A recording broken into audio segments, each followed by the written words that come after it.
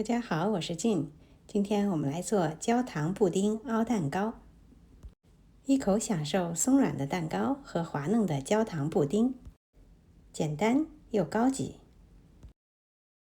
首先来做焦糖的部分，25克糖加上一点点水，水量能够浸湿糖就可以。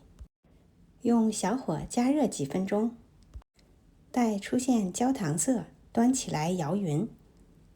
直到变成红棕色，关火，马上加入15克热水，慢慢会变成液体的焦糖。均匀地倒入3个小碗的底部，趁热摇晃小碗，让焦糖平铺在碗底。然后来做布丁的部分，搅拌碗中加入1个蛋黄，3个全蛋，也就是3个鸡蛋，额外加1个蛋黄，倒入300克牛奶，然后加入20克糖，把所有这些材料搅拌均匀即可，不需要打发。如果愿意，也可以过筛一下。最后做表层的蛋糕部分，2个鸡蛋分离蛋黄和蛋清，分离出来的蛋清可以直接加在刚才剩余的1个蛋清里边。刚才做布丁液的碗不需要洗，直接把2个蛋黄加入到碗中。放3个蛋清的碗可以放冷藏备用。在2个蛋黄碗中加入25克牛奶，20克玉米油。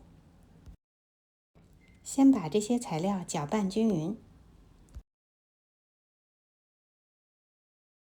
最后加入30克低筋面粉，搅拌至顺滑的状态。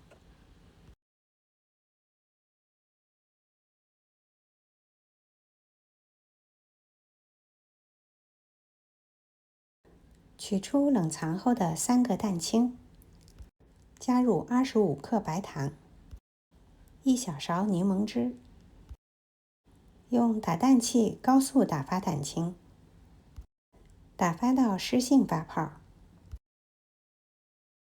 提起打蛋器，蛋白出现大弯钩即可，不需要打得太硬。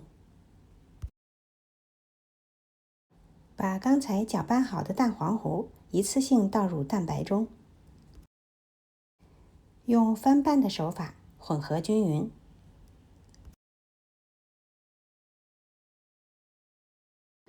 完成后就可以组装了。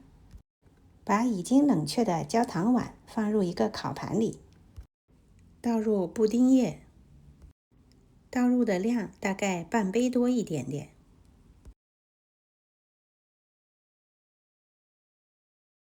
在最上面放上刚才打好的蛋糕糊，加满杯，然后大致的抹平一下。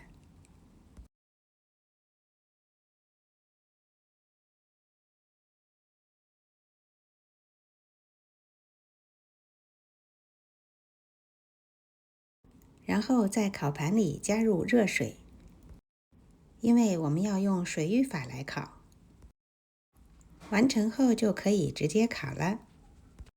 烤箱要提前预热好，摄氏140度，华氏280度，烤55分钟左右。出炉后稍微的放凉几分钟，趁热吃是口感最好的。